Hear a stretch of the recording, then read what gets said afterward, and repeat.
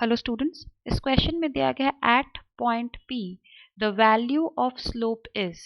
एक ये ग्राफ आपको दिया हुआ है, एक पॉइंट P दी हुई है, इस ग्राफ पे आपको स्लोप बताना है, राइट। सो कॉन्सेप्ट जो यहाँ पे यूज हो रहा है that is of the slopes. Yes, and slope निकालने के दो तरीके होते हैं। एक तो अगर आपके पास कोऑर्डिनेट्स हैं तो स्लोप जो होता है that is change in y by change in x। You can also write it as y2 minus y1 by x2 minus x1। एक तो ये चीज होती है, और slope can also be found out as tan theta। yes, theta is the angle the graph makes with positive x-axis.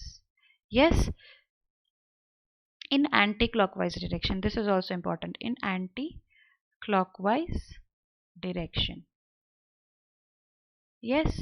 So अगर straight line होती है तो this is very easy, दो coordinates कोई भी ले लो। अब जब curve होता है the graph like this, अब question पे आते हैं, तो इस point पे हमें पहले एक tangent draw करना पड़ेगा। Yes, ये अगर हमारा tangent is what, just a line which is cutting this point, this single point, एक ही बार टच किया है, एंड ये लाइन x एक्सिस के साथ क्या एंगल बना रही है वो हमने देखना है। सो एंगल तो कुछ बना ही नहीं रहा है।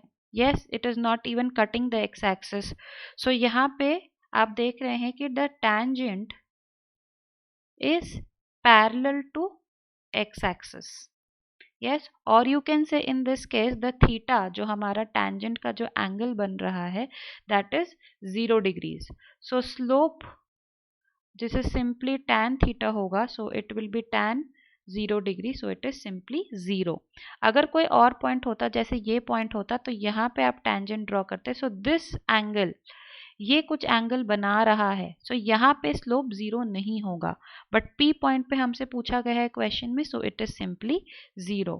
फर्स्ट ऑप्शन करेक्ट है, बाकी सारे गलत हैं। आई होप आपको ये क्वेश्चन क्लियर है। Thank you so much.